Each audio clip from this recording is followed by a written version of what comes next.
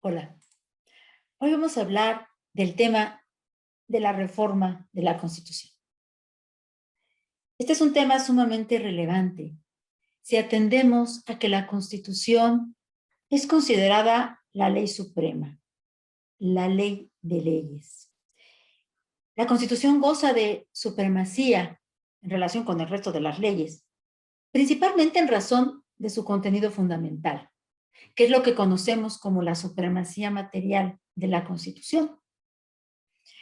Dicho principio se refuerza con el principio de supremacía formal, que atiende a su vez al de rigidez constitucional, es decir, a la necesidad de que el texto constitucional disponga expresamente un procedimiento específico para su modificación.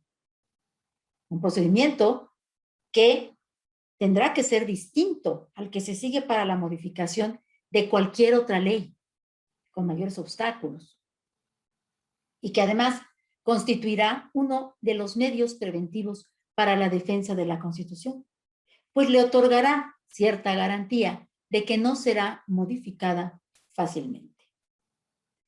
El principio de la supremacía formal de la Constitución también se refuerza porque es creada por un órgano constituyente, un órgano que es de naturaleza extraordinaria y cuya función se limita a crear, a redactar la Constitución del Estado en un momento histórico determinado.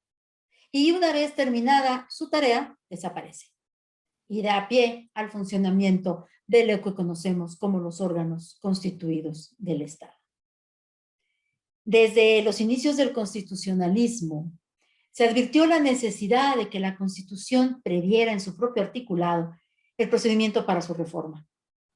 Es así como el artículo 28 de la Constitución francesa de 1793 decía que un pueblo tiene siempre el derecho a revisar, reformar y cambiar su constitución por la simple y sencilla razón de que una generación no puede someter a sus leyes a las generaciones futuras.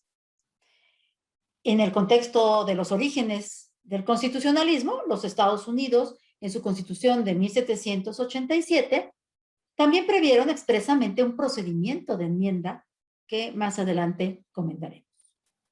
Pero, ¿por qué se justifica además la reforma a la Constitución? Primero, la Constitución es una obra humana. Como tal, es perfectible. Y si bien en aras de la estabilidad política del Estado, lo deseable es que la Constitución no sea constantemente objeto de reforma, sí se requiere adaptarla en ciertos momentos a la realidad política, a la evolución de las instituciones y a las necesidades de la sociedad. Así también será necesario, como en toda ley, cubrir las lagunas que pudiera tener.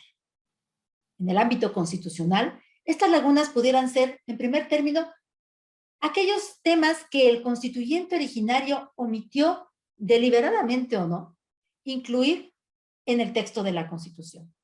Esos temas fundamentales que no incluyó en el texto constitucional. Ejemplo de ello es la Constitución norteamericana, otra vez, de 1787, que en su texto original no incluyó ninguna declaración de derechos humanos. Por ello, 10 años después, tuvieron que incorporarse las primeras 10 enmiendas de la Constitución para consagrarlos.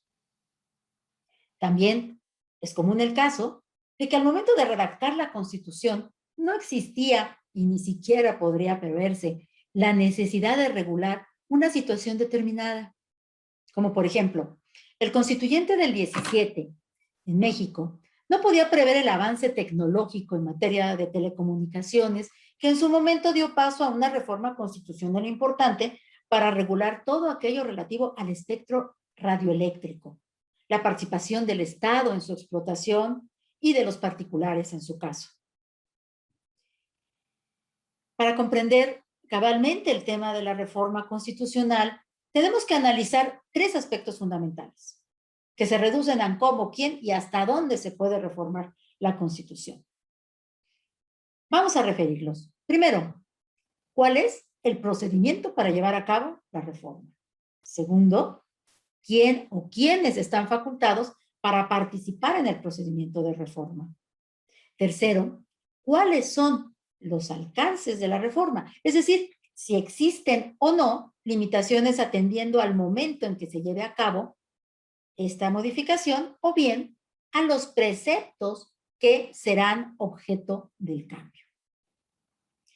En cuanto al primer punto, referente a cuál es el procedimiento para llevar a cabo la reforma, el autor James Bryce, que escribió el libro de Constituciones Flexibles y Constituciones Rígidas, fundamental en este tema, la regulación del procedimiento de reforma constitucional es la parte más importante de la Constitución. No es solo importante que la Constitución sea rígida, esto es que tenga un procedimiento especial para su modificación, diferente al que se prevé para la reforma de leyes ordinarias, sino que también es importante que podamos identificar si en ese procedimiento existen verdaderos obstáculos o dificultades para la reforma constitucional. Los distintos procedimientos de reforma no son homogéneos. Existen muchas variables en los sistemas constitucionales que atienden, por ejemplo, a la integración del órgano facultado para llevar a cabo el procedimiento de reforma, al grado de rigidez, esto es, los obstáculos que se ponen en ese procedimiento, o bien a la posible participación popular en él, ya sea a través de la iniciativa popular o el referéndum. Lo que sí podemos decir es que prácticamente hay unanimidad en el sentido de que una constitución flexible no atiende al principio de supremacía constitucional y que los procedimientos de reforma constitucional deben ser rígidos. Una de las cuestiones que debemos precisar en este punto es definir si debe existir solo un procedimiento de reforma igual para modificar cualquier artículo o si deben diferenciarse los procedimientos según se trate de reformar una u otra parte de la Constitución.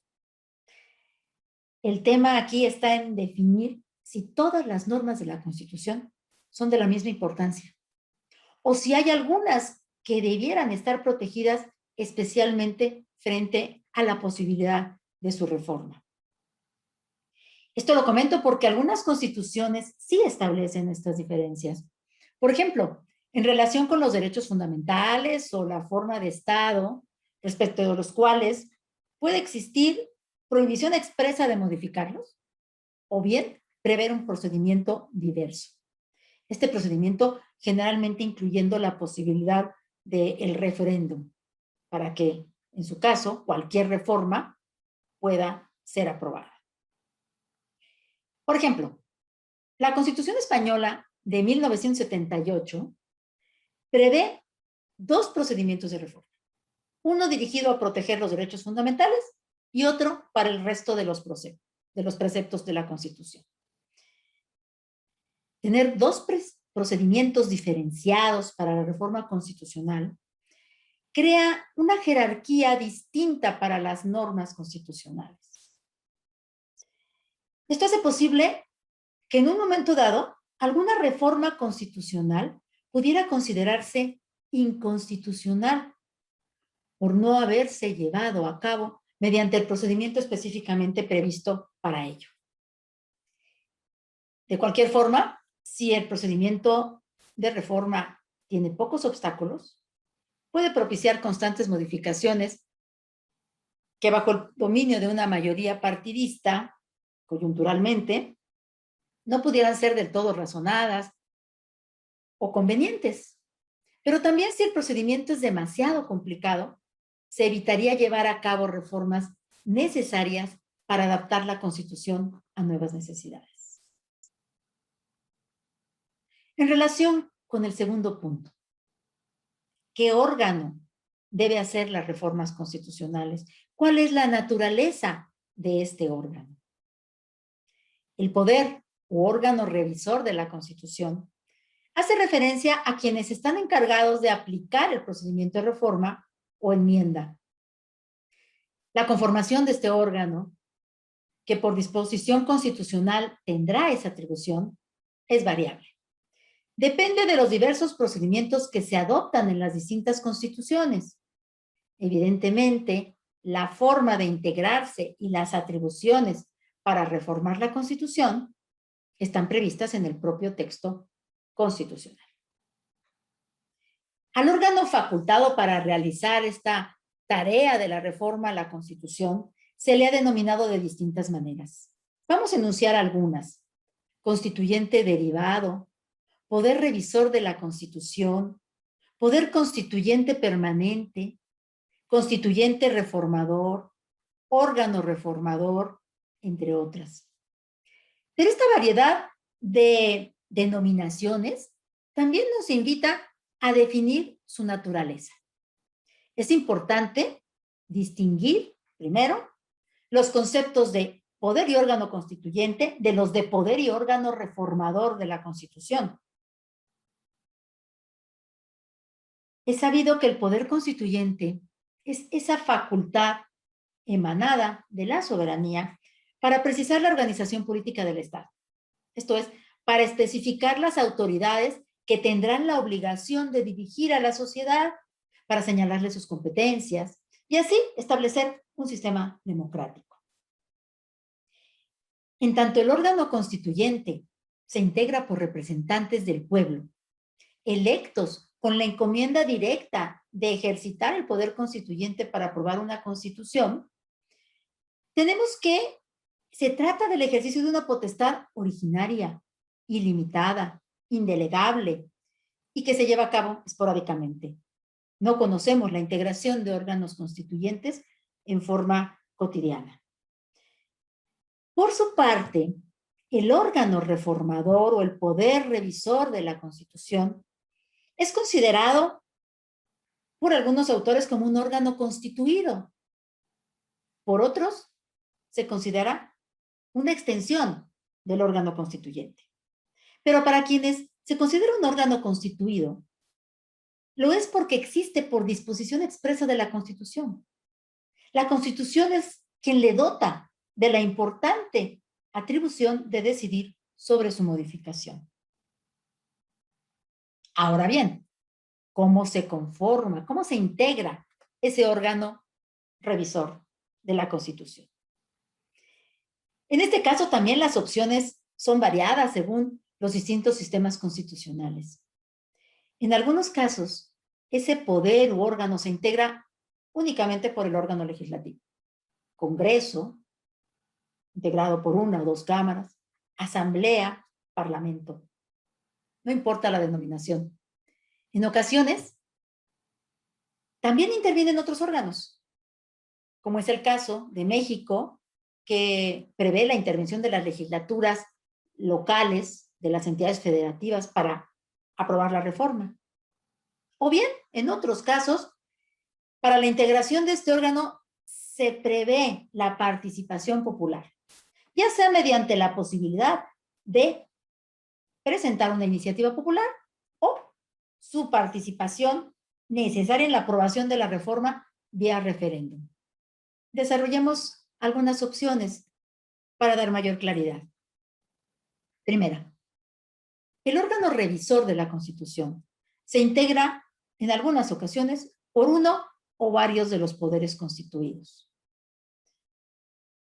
Como una variante, también habría que definir si en algún sistema se permite y hasta dónde la participación del Ejecutivo, ya sea que se dé solo en el momento de la iniciativa o en algún otro momento del procedimiento.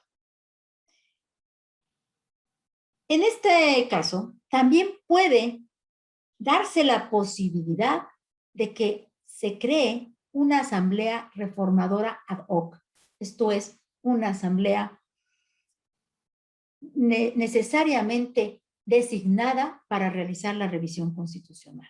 O bien, apelar, como ya mencionamos, a la iniciativa popular o al referéndum.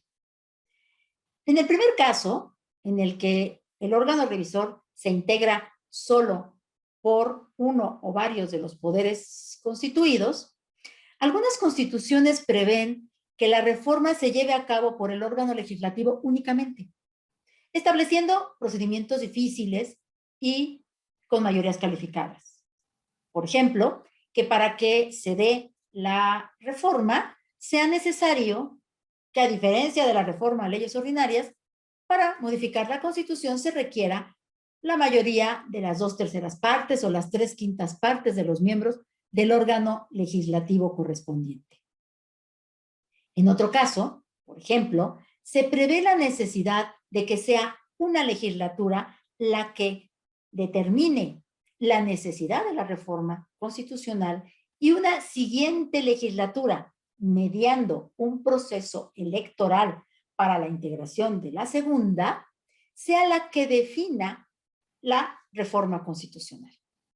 En este caso es el mismo órgano, el órgano legislativo ordinario, pero existe una restricción en el sentido de que una legislatura integrada por ciertas personas no puede ser la misma que defina el sentido de la reforma constitucional, sino tendrá que existir previamente un proceso electoral en el que el pueblo participe para designar a sus representantes a sabiendas de que esa legislatura va a analizar y en su caso aprobar una reforma a la Constitución.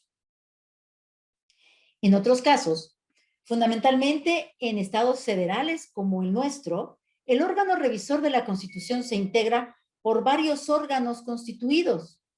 Tomemos, por ejemplo, la Constitución mexicana vigente, que dice que participarán en su reforma las legislaturas de las entidades federativas, aprobando aquello que haya decretado el Congreso de la Unión por una mayoría calificada. Vamos a leer, para dejar más claro este tema, el artículo 135 de nuestra Constitución. Dice, la presente Constitución puede ser adicionada o reformada. Para que las adiciones o reformas lleguen a ser parte de la misma, se requiere que el Congreso de la Unión, por el voto de las 2/3 partes de los individuos presentes, acuerden las reformas o adiciones y que éstas sean aprobadas por la mayoría de las legislaturas de los estados y de la Ciudad de México. El Congreso de la Unión o la Comisión Permanente, en su caso, harán el cómputo de los votos de las legislaturas y la declaración de haber sido aprobadas las adiciones o reformas. Del análisis de este precepto, el maestro Felipe Tena Ramírez, en su libro Derecho Constitucional Mexicano, refiere que la separación en el tiempo del poder constituyente como autor de la Constitución y los poderes constituidos que emanan de aquel no presenta dificultad, ya que el órgano constituyente se extingue una vez que cumplió su misión. Y en ese momento comienza la función de los órganos constituidos. Por ello, teóricamente dice que no es difícil entender que el poder constituyente únicamente otorga facultades, pero nunca las ejercita. A diferencia de los poderes constituidos, que sí ejercitan las facultades que han recibido del constituyente. Nunca se las otorgan a sí mismos, las reciben del constituyente. Por estas razones, en opinión de este autor, la función del órgano revisor de la Constitución es una función constituyente. Pues dice, la ejerce un órgano que sobrevive al autor de la Constitución, cuya vida se extinguió con su tarea. Por ello, considera que merece llevar el nombre de Poder Constituyente Permanente. Y este Poder Constituyente Permanente se integra con la participación de varios órganos. El Congreso de la Unión, con una mayoría calificada, como ya mencionamos, y cada una de las legislaturas de las entidades federativas. Estos órganos actúan en forma separada cuando ejercen sus funciones ordinarias, pero una vez que se asocian en los términos del artículo 135 constitucional, componen e integran un órgano nuevo. Ya no tienen actividades de poder constituido, sino tienen actividades de poder constituyente. Pudiéramos estar o no de acuerdo con esta concepción de la permanencia de un poder constituyente. Sin embargo, esta opinión es sumamente relevante para entender la naturaleza del órgano revisor de la Constitución.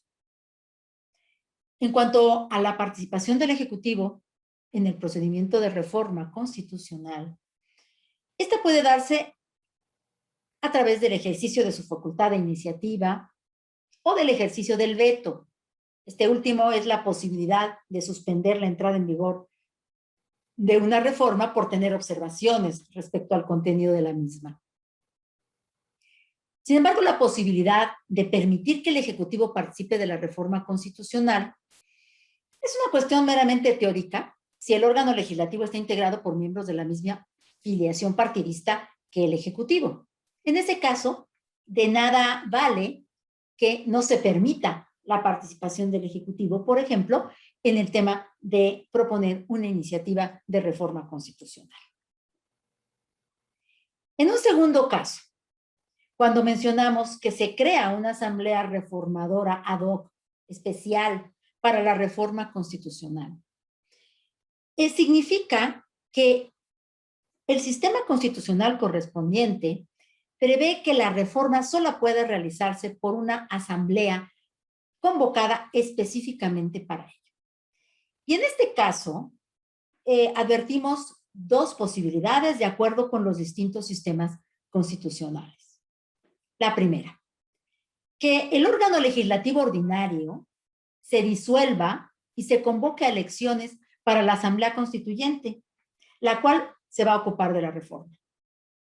En este caso, los partidos políticos van a tener que hacer una campaña importante para llevar a sus candidaturas a las curules de la Asamblea Constituyente. Esto puede implicar que la clase política no se convenza fácilmente de realizar reformas constitucionales, pues la distribución de las cámaras puede acarrear inestabilidad política. Y tal vez en ese caso busquen otras soluciones para imponer o crear estas condiciones. Segundo, puede suceder que la Asamblea Constituyente funcione paralelamente al órgano legislativo ordinario. Esto es, que este no se disuelva, sino que los dos órganos funcionen al mismo tiempo. Aquí el inconveniente que podría darse es que se generaran enfrentamientos o duplicidades de funciones entre ambos órganos, aunque no necesariamente. Un tercer caso. Hay constituciones en las que el pueblo forma parte integrante del órgano reformador de la Constitución. Y esto es a través del referéndum. O bien también a través de la iniciativa popular o ciudadana. En este caso, por la iniciativa popular, un número determinado de integrantes de la ciudadanía puede presentar una iniciativa de reforma constitucional. Esto no significa que necesariamente la reforma vaya a ser aprobada por aquellos que tienen la facultad de dictaminar y resolver sobre su viabilidad. Así que podríamos decir que no es una participación determinante. Sin embargo, sí puede ser muy importante para el proceso de reforma constitucional, pues impulsaría al órgano competente a realizar un proyecto, un proyecto que no haya sido planteado tal vez por los representantes políticos. Y esto puede dar una nueva agenda legislativa a este órgano. Por su parte, el referéndum es un mecanismo de consulta ciudadana que se verifica mediante la votación, que tiene por objeto la aprobación o rechazo a la creación, modificación, derogación o abrogación de leyes. En este caso, sería de la reforma a la Constitución. Este procedimiento se ha considerado como una forma de dar mayor legitimidad al ejercicio de la facultad legislativa del Congreso, pues el electorado comparte con este de alguna manera la responsabilidad de aceptar o rechazar la reforma. El sentido del voto, en este caso, tiene dos opciones: sí o no. ¿Se acepta la reforma constitucional propuesta por el Congreso o se rechaza la reforma constitucional? En el primer caso, entrará en vigor de acuerdo con las disposiciones constitucionales del Estado. En el segundo, no podrá entrar en vigor y probablemente tendrá que volver a ser votada por el Congreso para modificar algo que intuyan no fue del convencimiento del pueblo. El referéndum es una figura bastante común en el derecho constitucional contemporáneo.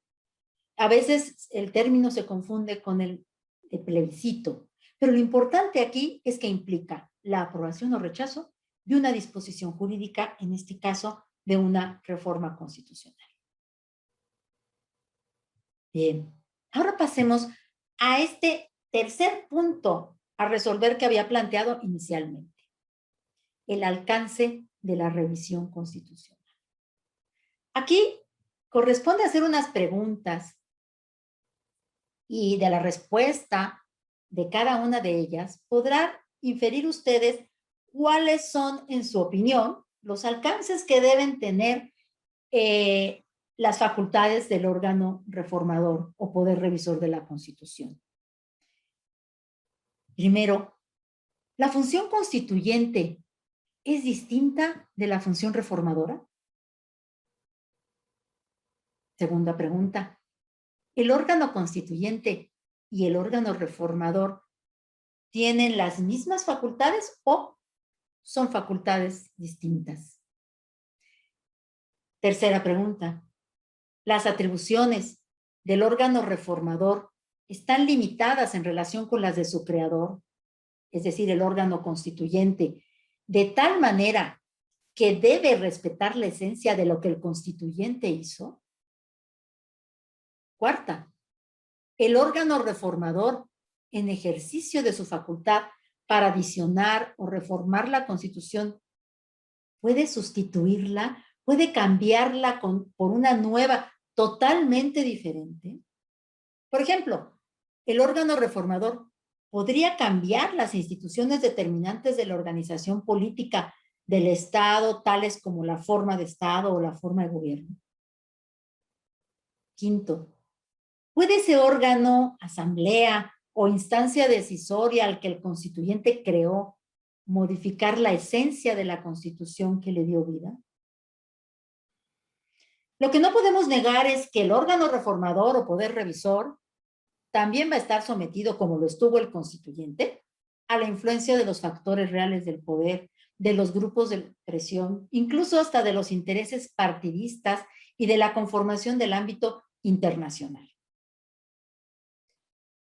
Pero volviendo al punto de cuáles son los alcances de la reforma, esto es, si existen o deben existir limitaciones para la reforma, atendiendo al momento en que se lleve a cabo, o bien a los preceptos que son objeto del cambio, la doctrina se ha dividido básicamente en dos corrientes. La primera argumenta que debe limitarse la facultad de reforma constitucional que ejerce el órgano revisor. La segunda argumenta que esta facultad no debe limitarse, que es una facultad ilimitada del órgano revisor. Veamos primero los argumentos genéricos que nos dicen que la facultad del órgano revisor debe limitarse, que no puede decidir abiertamente lo que considere pertinente. Estos argumentos se basan principalmente en que el poder u órgano reformador es un órgano constituido y no ejerce función constituyente, así como también se basan en que existen aspectos fundamentales, temas básicos que solo pueden ser modificados por un órgano constituyente y no por el órgano constituido. Vamos a mencionar las principales argumentaciones. Primero, el poder constituyente es titular de la soberanía. Por esta razón, quienes lo ejercitan actúan directa y especialmente a nombre de todo el pueblo para redactar la Constitución. En cambio, quienes llevan a cabo la reforma constitucional actúan a nombre del Estado como representantes del Estado, o al menos no como representantes especiales constituyentes. Segundo argumento, el poder reformador, como poder constituido, tiene competencia determinada por el constituyente, por quien lo crea. Esa competencia está prevista en la Constitución y necesariamente debe limitarse. ¿Por qué? Porque no puede ser absoluta. Ello equivaldría a una delegación de la facultad soberana del órgano constituyente. Y solo a este órgano constituyente es al que le corresponde determinar esas competencias. Tercer argumento. Reformar la Constitución no puede ser equivalente a destruirla y sustituirla por otra. Por ejemplo, no se puede pasar de una república a una monarquía sin sustituir necesariamente la mayor parte de los artículos de la Constitución, lo que implicaría cambiarla por otra. Cuarto, el poder constituyente no se puede transmitir. Y el poder revisor de la Constitución, por lo tanto, no puede actuar ilimitadamente. Sus facultades están constreñidas a reformar o adicionar las leyes constitucionales. Esos preceptos concretos que en la terminología de Carl Schmitt expresan en detalle las decisiones políticas fundamentales. Este concepto de decisiones políticas fundamentales constituye el argumento más importante de esta corriente que alega por limitar la reforma constitucional. Las decisiones políticas fundamentales constituyen la esencia de la Constitución y son a tal grado importantes que si se modifican, no se reforma la Constitución, se crea una nueva. Por lo tanto, si se modifican, se abrogaría la Constitución y ese no fue el propósito del órgano constituyente al crear el procedimiento de reforma. Por otra parte, la reforma debe llevarse a cabo conforme al procedimiento establecido en la propia Constitución. Y ese procedimiento no puede ser modificado, ni para una reforma específica, ni por ningún motivo. Entonces, la Constitución debe considerarse dotada de supralegalidad, es decir, de una legalidad reforzada. Es por ello que tiene supremacía.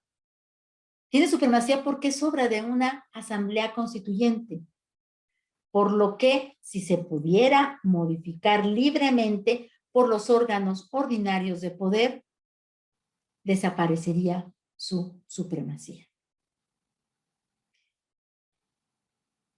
En realidad, hay quienes llegan al extremo de decir que el cambio constitucional completo solo es posible o por la vía revolucionaria o por la vía pacífica a través del procedimiento de revisión periódica integral de la Constitución que esta misma previera, pero siempre y cuando a través de la convocatoria a un órgano o asamblea constituyente que se ocupe específicamente de ese tema. En la doctrina mexicana, Emilio Rabasa, defendió las restricciones al poder reformador, comentando que si bien es cierto que el artículo 39 constitucional reconoce el derecho del pueblo para alterar o modificar la forma de su gobierno, las adiciones y reformas no podrían nunca nunca ir dirigidas a limitar o destruir ciertos temas fundamentales, como son los derechos humanos, los derechos de la sociedad, los derechos de la soberanía del pueblo. ¿Por qué? Porque estos son derechos naturales. Son condiciones indispensables para la vida del ser humano, para el desarrollo de la humanidad. No son concesiones de la ley ni concesiones del gobernante, sino verdades eternas, verdades inmutables que deben defenderse siempre.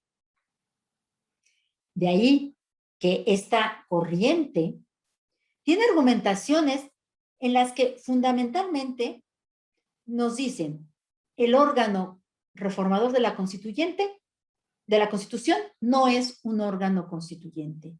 Y segundo, hay disposiciones que no es posible modificar sin destruir el ordenamiento constitucional.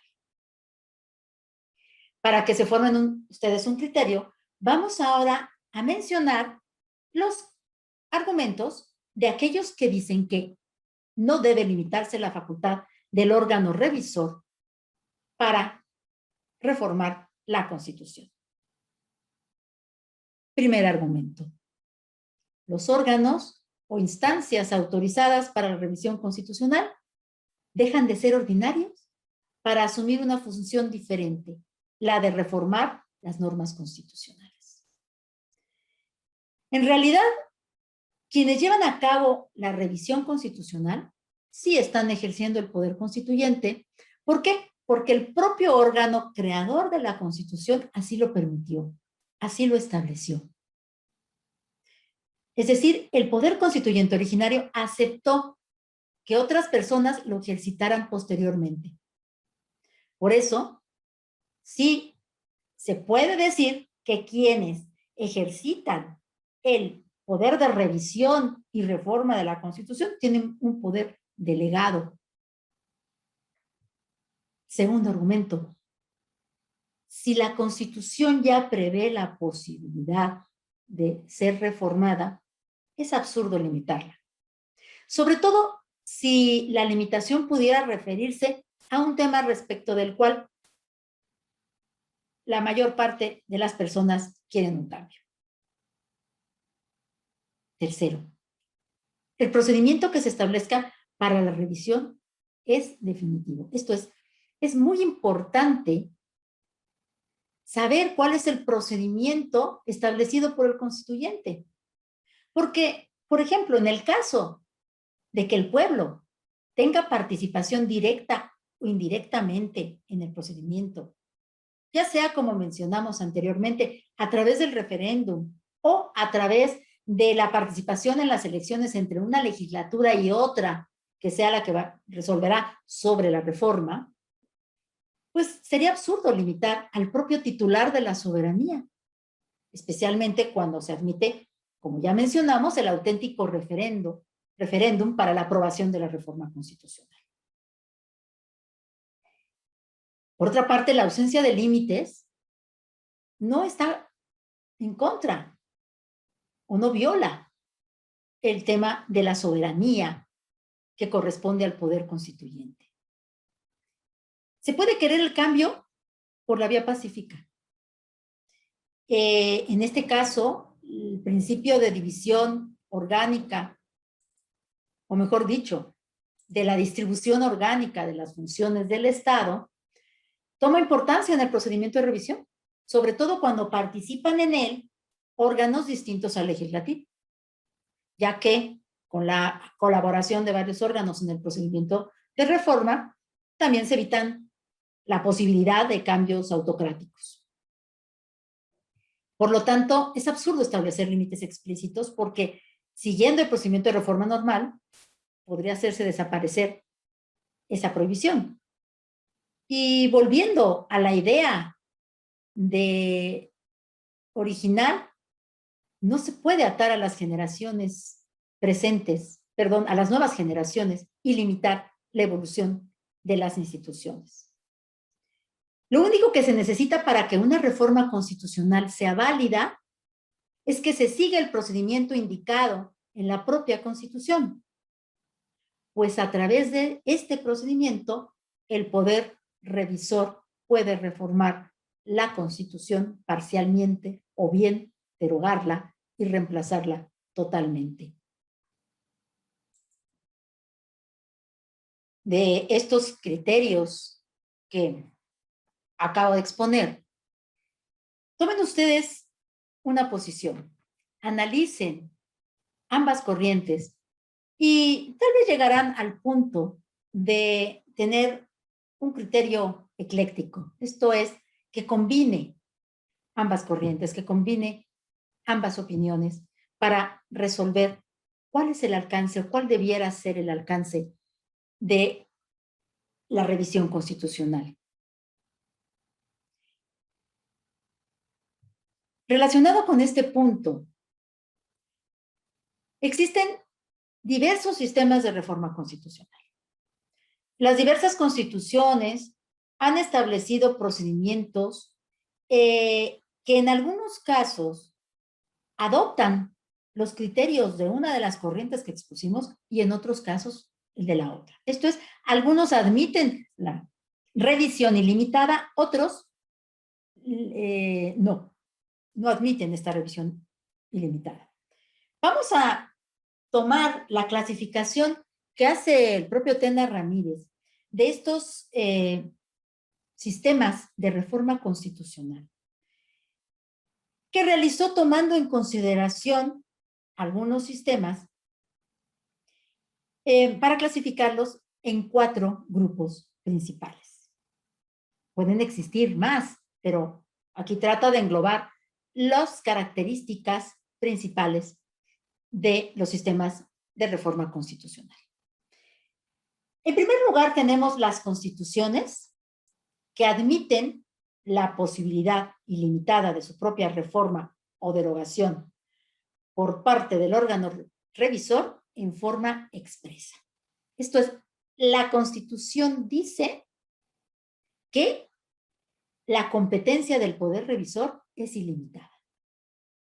Esto es con base en el principio de que una generación no puede sujetar a sus leyes a las generaciones futuras. En este caso, significa que el constituyente originario delega expresamente en el instituido, en el órgano constituido, deliberada y explícitamente, el ejercicio de la facultad de reformar a la Constitución y por lo tanto de su soberanía. Los ejemplos que aporta de este tipo de constituciones fueron las constituciones francesas de 1791 y de 1793, las primeras constituciones francesas. Un segundo grupo de constituciones excluyen deliberadamente de la competencia del órgano revisor de la Constitución los principios fundamentales de esta. Estas constituciones consagran así la tesis de Carl Schmitt y dejan fuera de la posibilidad de reforma constitucional ciertos principios, las llamadas decisiones políticas fundamentales, como por ejemplo los derechos humanos, el tema de la titularidad de la soberanía, la forma de distribución orgánica de las funciones del Estado, la forma de gobierno, ya sea república, monarquía, las formas de control de la constitucionalidad. En nuestro caso, podría ser el juicio de amparo, la acción de inconstitucionalidad. O bien, y más concretamente, dejan fuera de la posibilidad de reforma el propio procedimiento de reforma constitucional. Hay varios ejemplos de constituciones que contienen estas llamadas cláusulas de intangibilidad, que expresamente dicen que tal o cual precepto o institución no va a ser modificada por el órgano revisor. No va a ser posible que la modifique el órgano revisor.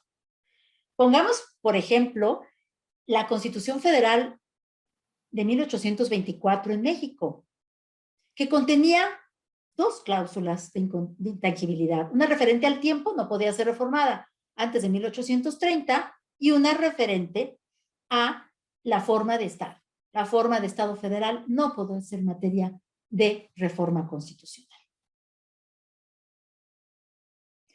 En el tercer grupo de sistemas constitucionales existen aquellos en que dejan a salvo de la revisión constitucional únicamente ciertos preceptos que están específicamente destinados a preservar una aspiración social o una conquista política relevante y de importancia para el constituyente en ese momento. El ejemplo claro de este tipo de constituciones lo es la Constitución de Estados Unidos, que prescribió desde un inicio que ninguna enmienda podría privar a ningún Estado, sin su consentimiento, de igualdad de votos en el Senado. Esta decisión de prever expresamente esta limitación en la Constitución tuvo que ver con que los estados, para integrarse a la unión de estados, algunos no tenían la confianza de que en un cierto momento pudieran disminuirse estos derechos adquiridos de tener una representación equitativa en el Senado respecto de otros estados, sobre todo considerando que pudieran ser estados con una menor densidad demográfica. Entonces, para recuperar, o más bien para asegurar la confianza de estos estados, que en el tiempo de la elaboración de la Constitución estaban recelosos del Pacto Federal, se estableció esta limitante. Otro ejemplo lo es la Constitución francesa, que establece que la forma republicana de gobierno no puede ser objeto de reforma. Hay una cuarta clase de constituciones que no se pronuncian expresamente en favor de ningún sistema para permitir o para limitar su reforma.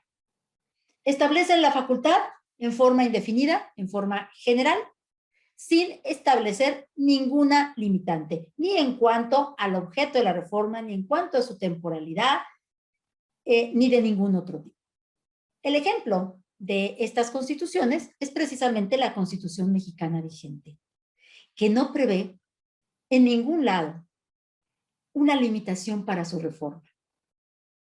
Es curioso aquí advertir que en nuestra Constitución, si bien expresamente el artículo 135 dice que la facultad consiste en adicionar o reformar la Constitución y gramaticalmente podría considerarse que eso no autoriza al Poder Revisor para ir más allá, reformando, por ejemplo, la forma de Estado o la forma de gobierno, que implicarían necesariamente un texto completamente diferente. Esta situación no implica que tampoco la limitación de no poder reformar cualquier precepto constitucional. En otras palabras, tampoco existe en nuestra Constitución ningún precepto que autorice a ningún órgano a convocar a un órgano constituyente o a una asamblea constituyente. No existe. De ahí que si la intención fuera modificar sustancialmente nuestra forma de organización política y convertirnos, para no exagerar, en un sistema parlamentario en lugar de presidencial, pues evidentemente con aplicación, por la aplicación del artículo 135, esto sí sería posible porque no establece ninguna limitación para su reforma. Y para no salir del tema de la Constitución mexicana, la facultad de modificar totalmente la Constitución y sustituirla por otra, se dice que no puede incluirse en la facultad de adicionar y reformar la Constitución. Pero también, con base en el principio de la inviolabilidad de la Constitución, que prevé el artículo 136 de la misma, cuando la Constitución ya existe, solo puede ser reemplazada mediante el ejercicio de la soberanía.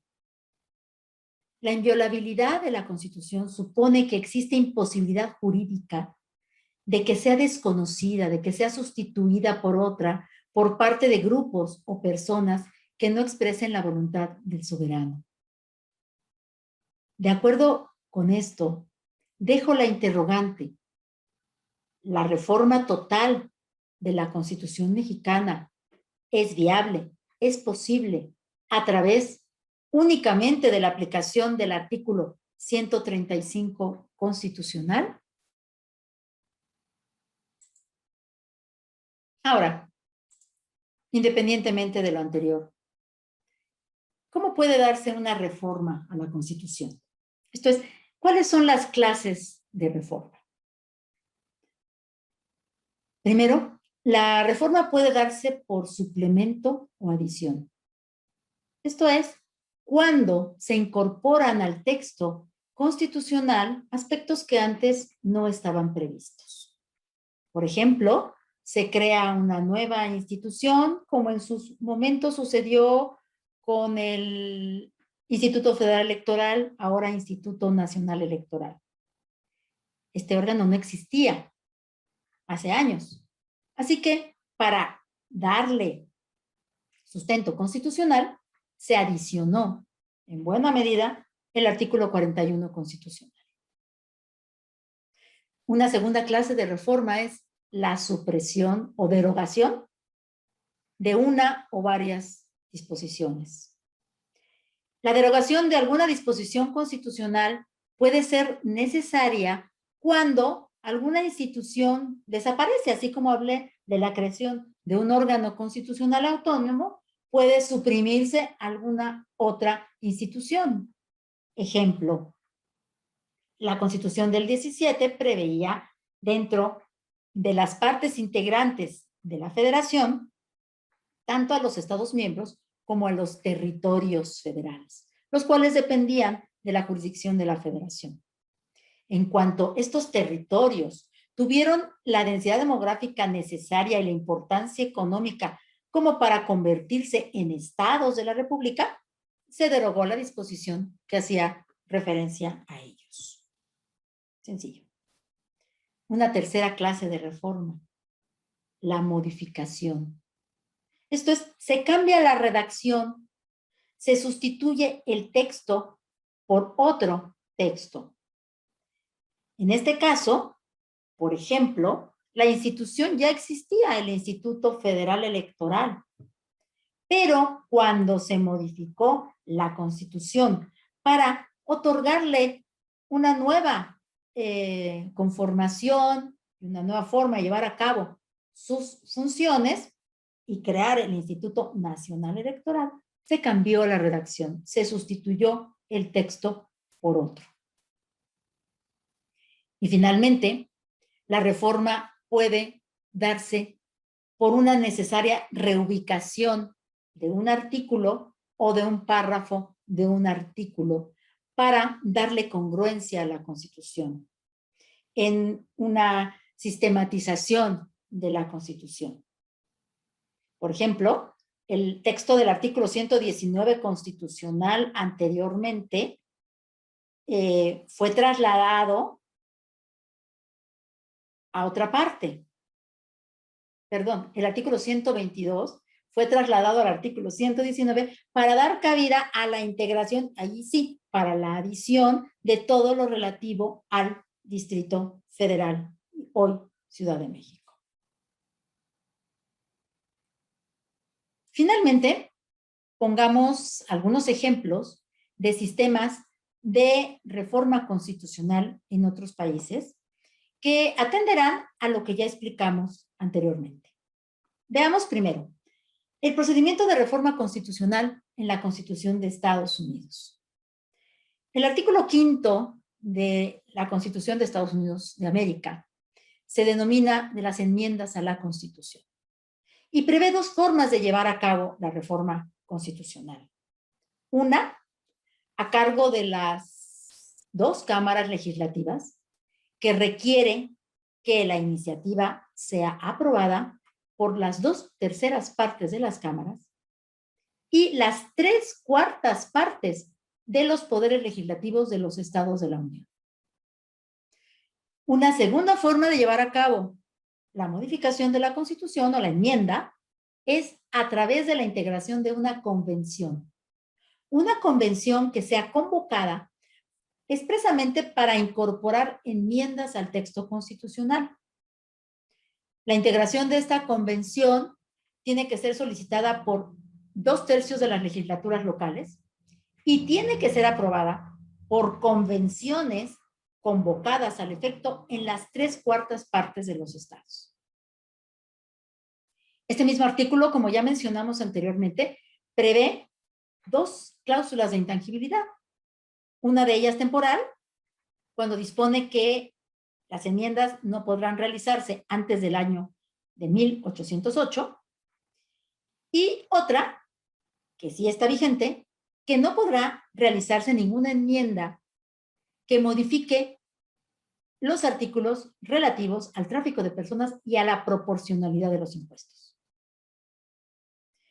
Una segunda cláusula de intangibilidad se refiere, en el caso de esta Constitución, a que ningún Estado se le puede privar sin su consentimiento de la igualdad de voto en el Senado, como ya comentamos anteriormente.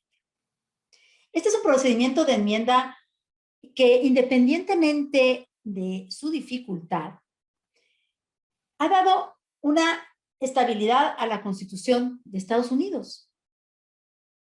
En cifras, solo 33 enmiendas han sido sometidas a aprobación de los estados. De estas, solo 26 han sido ratificadas. Solamente la enmienda 21 fue ratificada por convenciones estatales. Todas las demás lo fueron por las legislaturas de los estados. Esto nos dice que aun cuando el procedimiento de reforma constitucional no sea tan complejo, la estabilidad política de un país hace que no sea necesario modificar constantemente su constitución. Ahora vamos a ver el procedimiento de reforma constitucional en Cuba. Y aquí tenemos el ejemplo de algo que ya mencionamos anteriormente. La Constitución cubana dice que solo puede ser reformada total o parcialmente. Es decir, aquí existe, como comentamos, la posibilidad de 2 procedimientos de reforma, uno para la reforma total y otro para la reforma parcial. El órgano revisor de la Constitución, en este caso, es la Asamblea del Poder Popular. Esta Asamblea del Poder Popular puede tomar el acuerdo de reforma constitucional por una mayoría no inferior a las 2/3 partes del número de sus integrantes, pero siempre y cuando se trate de una reforma parcial de la Constitución. Pero si el planteamiento es de una reforma total de la Constitución, la Asamblea del Poder Popular tendrá que llevar a cabo la votación por una mayoría como la que está prevista, pero requerirá además la ratificación del voto favorable de la mayoría de la ciudadanía con derecho electoral.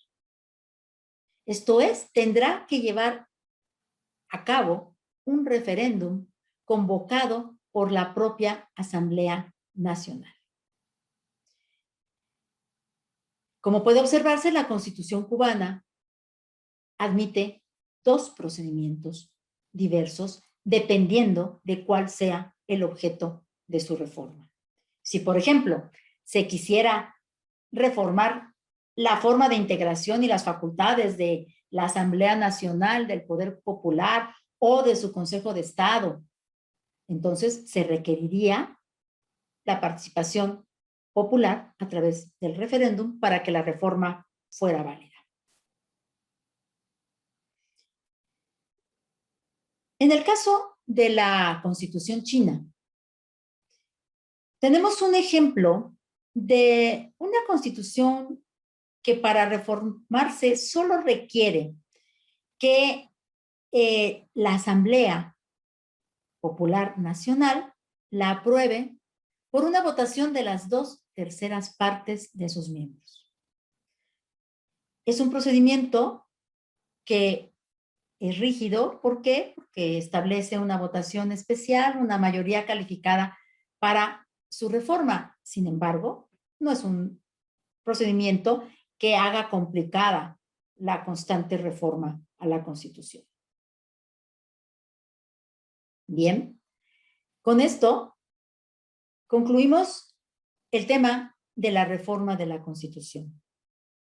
Esperemos que les haya quedado claro y que puedan ustedes normar su criterio en relación con cuáles debieran ser los alcances de la reforma constitucional. Muchas gracias por su atención y que tengan un buen día.